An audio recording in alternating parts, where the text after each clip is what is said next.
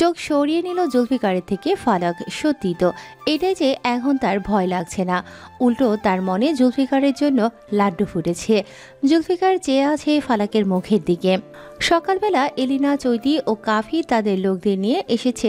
অন্যদিকে লিমন পুলিশদের নিয়ে আশেপাশে খোঁজ নিচ্ছে। সবাই নাস্তার টেবিলে বসতেই রোহিণী বলে, জুলফিকার ভাই কোথায়? ফালাক আর রুবাইদা এদিক ওদিক তাকালো। এত বেলা হয়ে গেল, জুলফিকার কি এখনো ওঠেনি? উঠেই তো আগে হারমোনিকা বাজাতে থাকে। আজকে হারমোনিকা বাজায়নি জুলফিকার। আবার খালি পেটে সকালে কাঠবাদাম ও আখরোট খায়, আজকে খায়নি। কাল রাতের কথা শুনে কি অপমান বোধ করলো, ভাবছে ফালাক। সবার কথার মাঝে চৈতি উপরের দিকে তাকিয়ে থেকে বলে, wow, he is so handsome, look like Tamil hero. ভ্রুকুটি করে ফালাক তাকালো উপরে, সাথে অন্যরাও। ফালাক উপরে তাকাতেই যেন তার চোখ আটকে গেল। এতদিন যাকে পাগলের মতো দেখা যাচ্ছিল, আজ তাকে সিনেমার হিরোর মতো দেখা যাচ্ছে। লম্বা লম্বা দাড়ি কেটে মাঝারি করেছে, কাঁধের নিচে থাকা চুলগুলো কেটে গলার কিছুটা নিচ অবধি রাখা। একদম পারফেক্ট সুদর্শন পুরুষ। কালো পাঞ্জাবি পরিধান করা, গায়ে রাজকীয় ভঙ্গিতে শাল জড়ানো, যার থেকে চোখ সরাতে ব্যর্থ ফালাক বিড়বিড় করে বলে, পাগলটা তাহলে নজর কাড়া সুদর্শন।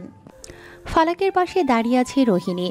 এমন কথা যে ফালাক বলবে এটা আশা করেনি, কিন্তু শুনে ভালো লাগলো। এলিনা জুলফিকারের আপাতত মস্তক দেখে বলে, ইনি সেই রাতের ভয়ঙ্কর পার্সন, তাই না? রুবাইদা ক্ষিপ্ত হলেও ফরিদা বলে, হ্যাঁ। এলিনা আবার জুলফিকারের দিকে তাকিয়ে বলে, চকলেট বই, বাট আমার কাছে মোস্ট অ্যাক্টিভিটি জেহরান সওদাগর। চৈতি পাশে দাঁড়ানো ছিল। এলিনা বিড়বিড় করে বলার কারণে শুধুমাত্র সে একাই শুনেছে। এলিনার উদ্দেশ্যে বলে, আমার কাছে তো জুলফিকার সওদাগরকে বেস্ট লাগে। যেমন তার মাসল, তেমন ফেস, আর তার চাহনি, এটা তো আরো অ্যাট্রাকটিভ। সুরমা দিয়েও যে এতটা সুদর্শন প্রকাশ করা যায়, এটা এই যুবককে দেখে জানলাম। এলিনা স্মিত হাসলো, চৈতির দিকে ফিরে বলে, ট্রাই করতে পারো, তোমার সাথে মানাবে। চৈতি লজ্জা পেল। অন্যদিকে ফিরে দাঁত দিয়ে নিজের ঠোঁট কামড়ে হাসল। চৈতি দেখতে বেশ সুন্দরী, শুধু অভিনয় দক্ষতা কম, তাই তো নায়িকা হতে পারেনি। নাচের দিক থেকে চৈতি উন্নত। ছোট থেকেই নাচ শিখেছে সে। নাচ আর তার একটা নেশা। জুলফিকার সিঁড়ি দিয়ে নামছে আর তার দিকে তাকিয়ে আছে সবাই। জুনায়েদ সওদাগর আর রুবাইদা তাদের সন্তানকে দেখছে। আগের সেই জুলফিকার যে থাকতো পরিপাটি, যার হাঁটার মাঝেই রাজা বাদশাদের মতো ভাব থাকতো, এখনও তেমন। দুজন নারী জুলফিকারের দিকে মোহিত নয়নে তাকিয়ে আছে। দুজনের মধ্যে একজনের এভাবে তাকানো দেখে জেহেরের মনের মাঝে ঈর্ষা জন্মালো। ফালাক যত বেশি জুলফিকারের নিকটে এগিয়ে যাচ্ছে, জেহের যেন ততই ঈর্ষান্বিত হচ্ছে। জুলফিকার নিচে আসতেই রুবাইদা দৌড়ে ছেলের কাছে গেল। জুলফিকারের হাতটা দেখে বলে, ব্যথা করছে কি আব্বাজান? জুলফিকার মিষ্টি হাসি দিয়ে বলে, না। জুলফিকারকে নিয়ে টেবিলের নিজের পাশে বসায় রুবাইদা। ফালাক অন্যদিকে বসতে যাবে, তখনই ফালাকের হাত ধরে জুলফিকার। ফালাক পেছনে ঘুরতেই জুলফিকারের শীতল চাহনি দেখে। জুলফিকারের ঠোঁটে তার প্রতি ভালোবাসার হাসি ফুটিয়ে বলে, আমার পাশে বসবি বউ? ফালাক খুশি হয়ে বসলো জুলফিকারের পাশে। রুবাইদা আর জুনায়েদ সওদাগর একে অপরকে দেখে আবার জেহেরের দিকে তাকালো। জুলফিকারের এহেন কাজে শুধু জেহের একা না, চৈতির মনেও যেন ঈর্ষা জন্মালো। সে বর্তমানে জুলফিকারের রূপে ফেসেছে। বলা বাহুল্য, এমন এক বডি বিল্ডার, সুদর্শন পুরুষ, যার তার উপর উচ্চ বংশের এমন পুরুষের পাশে ঘেঁষার সুযোগ কেই বা না চায়। চৈতি তার নকল বেনুনি নিয়ে নাড়াচাড়া করছে আর দেখছে জুলফিকারকে। ফালাক খাবার বেড়ে দিল জুলফিকারের প্লেটে। জুলফিকার খাবার খেতে শুরু করে। জেহেরের পাশে বসে আছে এলিনা। এই দুই ভাই গ্রামের মধ্যে বাস করেও যেন নায়কের থেকেও কোনো অংশে কম না। এলিনাকে জেহেরের পাশে দেখে মনটা জুড়িয়ে গেল ফরিদার। ছেলের পাশে যেন কোনো উপযুক্ত মেয়ে বসেছে। রাজা রানীর মতো লাগছে দুজনকে। ফরিদা ওদেরকে দেখে জুবাইর সওদাগরকে বলে, আমার ছেলের জন্য ওই হিরোইন হলো কত ভালো হয়, তাই না বলো? ছেলে আমার ঢাকায় থাকবে, আলিশান বাড়ি করবে ওখানে, বৌমা নিজেও একটা সেলিব্রিটি হবে। আর কি লাগে সুখে থাকার জন্য? জুবাইর সওদাগর এক পলক দেখল ওদের, অতঃপর ফরিদার উদ্দেশ্যে বলে, তাতে কি, খ্রিস্টান আর মুসলমান কি বিয়ে করতে পারে না? আজকাল এসব কেউ দেখে না। জুবাইর সওদাগর শুধু দেখলে ওদের ঝুটি আকারে ওদেরকে বন্ধ লাগছে না, কিন্তু যার জীবন তার কাছে ছেলের নিজস্ব পছন্দ থাকতে পারে, তাই তিনি এসব নিয়ে মাথা ঘামায় না। সকালের খাবার শেষে শুরু হলো নাচের প্র্যাকটিস। 2টা নাচ হবে এই বাড়িতে। এলিনার চরিত্র, সে একজন নাচনওয়ালি যার নৃত্য মনটা জুড়ে যাবে জমিদার বাড়ির পুত্রের, আর সেই পুত্রই হবে সিনেমার নায়ক। ঘুঙুর পরে এলিনা দাঁড়ালো চৈতির পাশে। গানের তালে হাত ঘুরিয়ে পা নাড়িয়ে চৈতি দেখিয়ে দিচ্ছে কিভাবে নাচ করবে। এখানে আনন্দের সাথে দেখছে বাকি নারীরা। এলিনার পেছনে 5-6 জনের মতো মেয়ে দাঁড়িয়ে আছে, তারাও এলিনার মতো সাজ দিয়েছে, শুধু পোশাক ভিন্ন। সামনে চৈতি দেখিয়ে দিচ্ছে আর এলিনা চেষ্টা করছে নাচের ক্যামেরায় দৃশ্যগুলো আবদ্ধ করে নিচ্ছে, উপরে একজন আর নিচে আরেকজন ক্যামেরাম্যান। ওদের নাচগুলো শেষ হলেই জুনায়েদ সওদাগর, বাড়ির বাগান পরিষ্কার করা ব্যক্তি, নাম রমিজ, তাকে ডেকে বলেন, কাশেম আলীর কাছে যাও, তাকে বলো তার মেয়ের বিয়ের বিষয়ে কথা বলতে চাই। রমিজ মাথা উপর নিচ করে চলে যায় কাশেম আলীকে ডাকতে। ফরিদা পাশেই ছিল, কিছুটা ভাবুক হয়ে বলে, এভাবে যদি এক একজনকে সুযোগ দেওয়া হয় তাহলে তো এরা আশকারা পেয়ে যাবে ভাইজান। পারলে সওদাগর বাড়ির তরফ থেকে একটা কমিউনিটি সেন্টার বানানো যায়।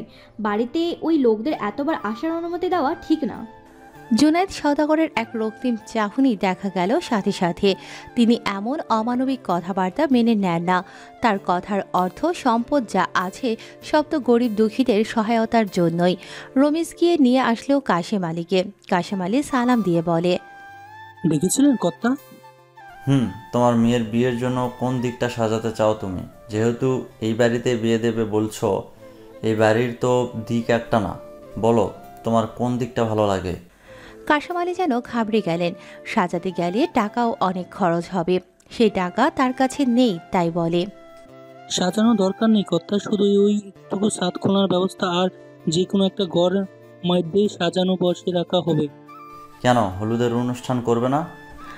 কাশেম আলী মাথা নত করে রাখল। এতগুলো টাকা বা এত বড় স্বপ্ন তিনি দেখেন না। শুধুমাত্র মেয়ের জন্য একটা ভালো পরিবার থেকে বিয়ের প্রস্তাব এসেছে, তাই তারাই বলেছে যে বিয়ে করলে মেয়েকে ঠিকভাবে আয়োজন করে বিদায় দিতে হবে। এটুকু না করতে পারলে তাদের নাকি সম্মান থাকবে না। কাশেম আলীকে এভাবে নত দেখে জুনায়েদ সওদাগর বলেন, চিন্তা করো না কাশেম, তোমার মেয়ের বিয়ের খরচ আমি দেব। বাবা হিসেবে মেয়েকে কেমন সাজে দেখতে চাও আর কেমন ভাবে আপ্যায়ন করতে চাও এটাই জানতে চাই। মনটা ফুরফুরে হয়ে গেল কাশেম আলীর। এমনি এমনি কি আর এই সওদাগর বাড়ির সুনাম চারপাশে ছড়িয়ে আছে? এই যে এত বড় একটা পরিবার, তার উপর সর্বদা উপকারে এগিয়ে, এগুলো করার জন্য তো আজকাল কাউকে খুঁজে পাওয়া যায় না। কাশেম আলী হাত জোর করে সম্মান জানালো সবাইকে। জুনায়েদ সওদাগর বলেন, ছেলে বাড়ির থেকে কি কোনো আবদার করেছে? জি কর্তা, অন্তত এক ভরি স্বর্ণ গহনা আর একটা খাট আর আলমারি। এগুলো শুনে কিছু বললেন না জুনায়েদ সওদাগর, শুধু মৃদু হাসলেন। জুনায়েদ সওদাগর চোখের ইশারা করতেই চলে যায় কাশেম আলী। বাড়ির কোনায় কোনায় ঘুরে দেখছে ফালাক। এতদিন জমিদার বাড়ি নিয়ে অনেক কিছুই শুনেছে, এখন স্বচক্ষে দেখার সৌভাগ্য হলো তার। 1 সপ্তাহের জন্য আসলেও তারা 1 সপ্তাহ আগেই হয়তো চলে যাবে, এমনটাই কথা হয়েছে বড়দের মাঝে। এদিক ওদিক হাঁটার মাঝেই ফালাক একেবারে কোনার ঘরের ব্যালকনিতে আসলো। এখানে বেশ ধুলোবালি, তবে নিরিবিলি জায়গা থাকার কারণে ফালাকের ভালো লাগছে। ভোরের দিকে বৃষ্টি হয়েছিল, যার কারণে চারপাশটা ঠান্ডা হয়ে আছে। শ্যাওলা ধরা ফ্লোরে পানি পড়ার কারণে পিচ্ছিল হয়ে আছে। ফালাক ওখানে না দেখে পা দিতেই পা উল্টে পড়ে যেতে নেয়। অমনি পেছন থেকে ফালাকের কোমরটা আঁকড়ে নেয় জুলফিকার। ফালাকের ওড়নাটা উপরে উঠে গেল, মাথার চুল কিছুটা জুলফিকারের কাঁধে এসে ঝুলছে। ডান হাত জুলফিকারের ঘাড়ে, বাম হাত পাশের দেয়াল ধরে আছে। ফালাক জোরে জোরে নিঃশ্বাস নিচ্ছে। জুলফিকার দেখতে পাচ্ছে ফালাকের এই কেঁপে ওঠা নিঃশ্বাস। খুব বেশি ভয় পেয়েছে মেয়েটি, যার কারণে এভাবে হার্ট ওঠানামা করছে। এর ফলে যে তার নজরটা বাজেভাবে অন্যদিকে নিয়ে যায়, এটা ফালাক না বুঝলেও জুলফিকারের পাগল মন ঠিকই বুঝতে পারছে। ফালাক জুলফিকারের দিকেই তাকিয়ে আছে। জুলফিকার আছে ফালাকের কম্পনরত বক্ষের দিকে। ওখান থেকে চোখটা সরিয়ে সরাসরি তার চোখ গেল ফালাকের ঠোঁট বরাবর। জুলফিকার ওর মুখটা এগিয়ে আনতে শুরু করে। ফালাকের খুব কাছে জুলফিকার ওর ঠোঁট নিয়ে আসে। এখনই যেন 2 ঠোঁটের মাঝে সর্বনাশ ঘটে যাবে। কিন্তু এটা হলো না। কাজ ভাঙার শব্দে দুজনেই সজ্ঞানে ফিরেছে। ফালাক ছুটে গেল অন্যদিকে। ওদের সামনেই দাঁড়িয়ে আছে চৈতি আর এলিনা। নিচে তাকিয়ে দেখতে পেল একটি গ্লাস ভেঙে আছে, যেটা চৈতির পাশে। এলিনার হাতের গ্লাসটি এখনো আছে। চৈতি ফালাকের দিকে ঈর্ষার নজরে দেখছে, যেটা নজর এড়ায় না কারো। এলিনা হাত টান দিয়ে নিচে নিয়ে যায় চৈতিকে। ফালাক চোখটা বন্ধ করে আবারও খোলে। জুলফিকার ওখানে আর দাঁড়ায় না, হাঁটতে হাঁটতেই বলে, ওনাটা ঠিক করবো, বাজে দেখা যাচ্ছে। ফালাক তার বক্ষের দিকে তাকালো। ওনা অনেকটাই উপরে ওঠা, যা দেখে নিজের ওপর নিজেরই রাগ ও ঘৃণা বাড়ছে। এতটা ব্যাককেল কিভাবে হতে পারে সে? এভাবে না হলেও পারত। কখন হলো, কিভাবে হলো, কিছুই খেয়াল করেনি। করবে বা কি করে? জুলফিকারের সুরমা দেওয়া চোখ দুটো দেখেই যাচ্ছিল শুধু। ফালাক ওনা ঠিক করে বলে, লুচ্চা পাগলা। কেন জানি পা আটকে গেল জুলফিকারের। পেছনে ঘুরে দেখলো ফালাককে। ফালাক অবাক হলো। শুনে ফেলো নাকি জুলফিকার? শুনলেও বা কি? বউ বলেছে ভেবে মাফ করে দেবে। আয় হায়, ভয় পাচ্ছে না ফালাক এখন আর? জুলফিকার ম্লান হাসি দিয়ে চলে যায়। ফালাক ওখানে দাঁড়িয়ে এবার জোরে জোরেই নিজেকে বলে, এই লুচ্চা পাগলাটার হাসিতে আমি যাব মরিয়া। ওহ, কি যে দেখিলাম আমি তাহার মাঝে চাহিয়া চাহিয়া। কথাটা বলে হেসে দেয় ফালাক। দৌড়ে চলে যায় নিচের দিকে। তবে যাওয়ার সময় জুলফিকারের সাথেই সিঁড়ির দিকে সাক্ষাৎ হয়। দুজনে একে অপরকে দেখতে দেখতে নিচে নামছে। ওদের একত্রে নামাটা বাকিরা যেমন তেমন নজরে নিলেও মন ভরে দেখছে ফরিদা। জুলফিকার পাগলের সাথে এই আত্রিতাকেই মানাবে, আর কাউকে না, এমন চিন্তা মাথায় আনলেন তিনি।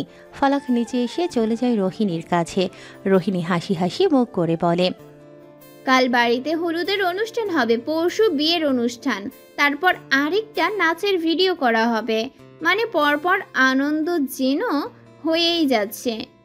ফালাক হাসলেও জুনায়েদ সওদাগর বলেন, তোমরা কি মার্কেট করতে চাও নাকি অনলাইন থেকে কিনতে চাও? রোহিণী আগ বাড়িয়ে বলে, মার্কেটে যেতে চাই। তাহলে আজ বিকালে যাও সবাই মিলে। সবাই মার্কেটে গেলেও যায়নি শুধু ফালাক আর মর্জিনা। আর এদিকে যায়নি জুলফিকার ও জিসান। ফালাকের ইচ্ছে নেই এখন বাইরে যাওয়ার। ফালাক আর মর্জিনা একসাথে করে চলে গেল বাগানের দিকে। বাগানে অনেকগুলো আম গাছ, নারকেল গাছ, পেয়ারা গাছ, আমড়া গাছ ও অন্যান্য ফল গাছ আছে। আরও কিছু মরা গাছও দেখা যাচ্ছে। কিছু অজানা নামক গাছে ঝাড়বাতি দিয়ে সাজানো হচ্ছে। আজ রাত থেকেই বাড়িটি ঝাড়বাতি দ্বারা আলোকিত হবে। মর্জিনা আমড়া গাছের নিচে তাকিয়ে বলে, আমরা খাবা? আমি এই বাড়ির গাছের আমরা আজও খাইলাম না, খাবোই বা কেমনে? ওই বাড়ির গাছগুলো তো তাই ফুরাই না। ফালাক বলে ওঠে, কয়েকটা আমরা তাহলে ছিলাম লবণ আর ঝালের গুঁড়ো দিয়ে খাবো। মর্জিনা আমরা ছিঁড়ে আনলো নিচের দিকের কয়েকটি ডাল থেকে। আমরাগুলো ফালাকের হাতে দিয়ে বলে, তুমি দাঁড়াও, আমি 1 মিনিটে যাব, 2 মিনিটে জিনিস নিব, আর 10 মিনিটে ফিরে আসবো। মর্জিনার এমন কথা শুনে হেসে দেয় ফালাক। মেয়েটা এত মজার মজার কথা বলে। 1 মিনিটে গিয়ে 10 মিনিটে ফিরে আসবে। ফালাক দূরে তাকিয়ে দেখে জুলফিকার ও জিসান বসে বসে পুকুর পাড়ে গল্প করছে। মর্জিনা আসলো হাতে একটি ঝুড়ি নিয়ে। ফালাক দেখলো ঝুড়িতে একটি বাটি, একটি ছুরি ও লবণ আর ঝালের গুঁড়ার কৌটা। মর্জিনা বলে, আমরাগুলো এতে দাও, আর চলো আমার সাথে। কোথায়? পুকুর পাড়ে চলো, আমরা ধুয়ে কাটতে হবে তো। ঝাল ঝাল টক আমরা মাখিয়ে পুকুরে পা ঝুলিয়ে খাবো দুজনে মিলে। ফালাক দুষ্টুমি করে বলে, ওই দেখো তোমার পাগলা ওখানে আছে, কিন্তু আমি একটা করলেই গলা টিপে দেবে। মর্জিনা কি কম যায়? সেও বলে, ওইখানে তোমার পাগলা বর আছে, তাইলে ভয় করে লাভ নেই, চলো। দুজনে মিলে পুকুরের শেষ সিঁড়িতে বসে আমরা ধুয়ে কুড়ছে। খোসাগুলো সব পুকুরেই ফেলে দিল। যেদিকে পারে যাক, তাতে তাদের যায় আসে না। আমরাগুলো কেটে ঝালের গুঁড়া ও লবণ মিশিয়ে মজা করে খাচ্ছে দুজনে। জিসান লোভাতুর হয়ে তাকিয়ে আছে। ওদের খাওয়ার ভঙ্গিতে মনে হচ্ছে এই টক খাবারটা যেন পৃথিবীর সব থেকে সুস্বাদু খাবার। জিসান জুলফিকারের উদ্দেশ্যে বলে, আমিও খাবো। জুলফিকার বলে ওঠে, ওদের কাছে যা। জিসান জুলফিকারের হাত ধরে ওদের কাছে গেল। দুজনের দুপাশে দু ভাই বসে পানিতে পা ডোবালো। বাটি মর্জিনার হাতেই ছিল। ওরা আমরা যেভাবে মজা করে খাচ্ছে এটা দেখে জিসান একটা আমড়া নিয়ে নিজের গালে ভরল। অন্যদিকে জুলফিকারও একই কাজ করে বসলো। দুই ভাই আমরা চিবোচ্ছে। এর মাঝেই যেন দুদিক থেকে ফোঁস শব্দ হতে লাগলো। দুজনেরই গাল লাল হয়ে গেছে ঝালে। ফালাক চেয়ে আছে জুলফিকারের দিকে, মর্জিনা চেয়ে আছে জিসানের দিকে। জিসানকে এভাবে করতে দেখে মর্জিনা ভয়তে বলে ওঠে, ওরে পালা কাপড়ে পাগলের ছাল লাগছে, এখনই এর জন্য আমারে গলা টিপে ধরবে, কি করবে এখন? আরে তুমি শুধু একটা পাগল দেখেছো, এদিকে আরেকটা মানে পাগলের অবস্থা খারাপ, তাড়াতাড়ি কিছু করো। চলো পালাই। এখন এসব মাথায় আসে তোমার? ওদের ঝাল কমাতে হবে তো। একটা কাজ করি, এই পুকুরের পানি দুই পাগলকে খাওয়াই দিই, কি বলো, কেমন আইডিয়া? ফালাক চোখ বড় বড় করে তাকালো মর্জিনার দিকে। পুকুরের পানিতে আমরা ধুয়েছিল ঠিকই, কিন্তু পরে খোসা কেটে ফেলে দেয়, তাই আমরা খাওয়া গেছে। কিন্তু এই পুকুরের পানি কিনা পাগল বুঝে এদের খাইয়ে দেবে? মর্জিনা ঢোক গেলে বলে, কি করব তাহলে? কোনো উপায় আছে কিনা দেখো। আমি তো দেখছি না ভালো কোনো উপায়, আমি তো বিপদে উল্টা পাল্টা চিন্তা করি, তুমি কিছু করো। ফালাক এবার লবণের কৌটা থেকে লবণ নিয়ে জুলফিকারের গালে দিয়ে দিল। মর্জিনা নাক মুখ কুঁচকে তাকালো। লবণ খেয়ে জুলফিকারের গাল থেকে লালা বের হতে থাকে, যেগুলো এখনই ফালাকের গায়ে ফেলবে, কিন্তু ফালাক জুলফিকারকে অন্যদিকে ঘুরিয়ে দেয়। জুলফিকার লালা বের করে একটু শান্তি পেল, ঝাল কমলো তার গাল থেকে। এটা দেখে মর্জিনাও জিসানকে খাইয়ে দিল। জিসান সুস্থ হতেই বলে, এটা পচা খাবার, এটা আমি খাবো না। মর্জিনা বলে ওঠে, এটা কিছুতেই পচা খাবার না, তুমি খেতে জানো না তাই এমন, আমরা তো ঠিকই খাচ্ছিলাম। জিভা পুড়ে যাচ্ছিল কেন আমার? বেটা মানুষের ঝালের ঢং আছে। ফালাক বলে ওঠে, মানে কি আবার? বেটা মানুষ জম দেখলেও ভয় পায় না, কিন্তু ঝাল লাগলে ফুসফুস করে। হেসে দেয় ফালাক। মর্জিনার কথার মধ্যে এমন ভঙ্গি প্রকাশ পায়, ফালাক যেন না হেসে থাকতেই পারে না। রাতের দিকে কেনাকাটা করে ফিরেছে সবাইকে সবার জন্য আনা পোশাক ও ফুলের গহনা দেখিয়ে দিচ্ছে রোহিণী। ফালাকের কাছে এসে বলে, তুমি সাথে গেলে অনেক ভালো হতো, মজা করতে পারতে আমাদের সাথে। ফালাক রোহিণীর থেকে ওর আনা লেহেঙ্গা নিয়ে আলতো হেসে দেয়। বাড়ির ভেতরে আসে লিমন, সাথে করে নিয়ে আসে পুরো পরিবারকে। সওদাগরদের জমিদার বাড়ি, যেখানে ছোটবেলা কেটেছে লিটন সওদাগরের। কিন্তু সুখকর হয়নি দিনগুলো। বাবা তার বড় মাকে ঠকিয়ে বিয়ে করেছিলেন তার মাকে। যেদিন লিটন সওদাগর পৃথিবীর মুখ দেখেন, সেদিন পৃথিবীর থেকে বিদায় নেন তার মা। সতীনের ছেলে বলে দূরে ঠেলে দিয়েছিলেন জুনায়েদ সওদাগরের মা তাকে। তবে তার দাদি পারেনি নাতিকে ফেলে দিতে, নিজের মতো করে মানুষ করেছে। বড় হওয়ার পর দাদির থেকে কিছু অংশ পেয়েছেন তিনি। এই পরিবারের প্রতি লোভ নেই তার, নিজের মতো আলাদা চাকরি করেন, ওখানেই প্রেমের বিয়ে হয় আর পরবর্তীতে সংসার। সওদাগর মহল তো তার গড়া না, তাহলে তার অধিকার থাকেও না। লিমনের থেকে শুনেছে জুনায়েদ সওদাগর ডেকেছে তাদেরকে, তাই আজ সপরিবারে এসেছেন তিনি। বাড়িতে প্রবেশ করা মাত্রই সাক্ষাৎ হলো দুই ভাইয়ের। সবথেকে বড় রাজকীয় সোফায় বসে আছে জুনায়েদ সওদাগর, যেটা তারই প্রাপ্য। তারপর ওখানে জুলফিকারের। বাড়ির যে পুত্র সবার আগে জন্ম নেবে, সেই যেন রাজকীয় জিনিসে হক পাবে। লিটন সওদাগর এসে জুনায়েদ সওদাগরের সামনে দাঁড়ালেন, মাথা নিচু করে সালাম দিলেন। আসসালামু আলাইকুম ভাইজান। ওয়ালাইকুম আসসালাম। ভাইজান বলছো, আবার এই ভাইজানের থেকে মুখটা নিচু করেও রাখছো? এটাই কি সওদাগরের ভালোবাসা, যেটা এতটুকুতেই ঠুনকো হয়ে যায়? চোখ তুলে তাকালেন লিটন সওদাগর। মাঝে পরকিয়া করে এই বাড়ির পুত্র বানিয়েছে তাকে, এটা ভাবলেই তার গলায় কাঁটা বেঁধে থাকে। ছোট থেকে অনেকবার শুনেছে সে অবৈধ সন্তান, যদিও এটা সত্যি না। হ্যাঁ, পরকিয়া করে বিয়ে হয়েছিল তাদের, কিন্তু অবৈধভাবে জন্ম দেয়নি লিটন সওদাগরকে। এই বাড়িতে আসা মাত্রই পুরনো দিনগুলোর মনের মাঝে জাগ্রত হতে থাকে। বাড়ির একাংশ লোক তাকে ঘৃণা করলেও জুনায়েদ সওদাগর ও দাদিজান তাকে কলিজা দিয়ে ভালোবেসেছে। ওই সময় জন্ম নেয়নি জুবাইর সওদাগর আর জাহানারা সওদাগর। ভাই হিসেবে তো শুধু লিটনকেই চিনত। সবাই যতই সৎ ভাই বলতো, জুনায়েদ সওদাগর মাথা ঘামাতেন না। তিনি নিজের চোখে দেখেছেন লিটন সওদাগরকে একা একা কষ্ট পেতে। নিজের চোখের সামনে অবলা বাচ্চা কষ্ট পেলে সে কে বা তার অতীত কি এটা জানা প্রয়োজন বোধ করতো না। যার শাস্তি সে পাবে, তার আশেপাশের মানুষ কেন পাবে? যেদিন লিটন সওদাগর এই বাড়ি থেকে চলে যায় সেদিনও অনেকবার আটকানোর চেষ্টা করে জুনায়েদ সওদাগর। সবশেষে তিনি ব্যর্থ হন। জুনায়েদ সওদাগর শক্তমুখে চেয়ে আছেন লিটন সওদাগরের দিকে। কিছুক্ষণ পর জোরে হুঙ্কার দিয়ে ডাকেন, রমিজ। রমিজ দৌড়ে আসতেই জুনায়েদ সওদাগর বলেন, আমার আরেক ভাই এসেছে সাথে করে, তার সন্তানদের নিয়ে। ওদের বিশ্রামের ব্যবস্থা করো আর থাকার ঘরটা পরিষ্কার করে দাও। লিটন সওদাগর হাসলেন, বলেন, আমার ছেলের সাথে তো দেখা করেছো, বউ আর মেয়েকেও দেখো। বলেই তিনি তার মেয়েকে সামনে নিয়ে আসলেন আর বউয়ের এক হাত ধরে আছেন। জুনায়েদ সওদাগরের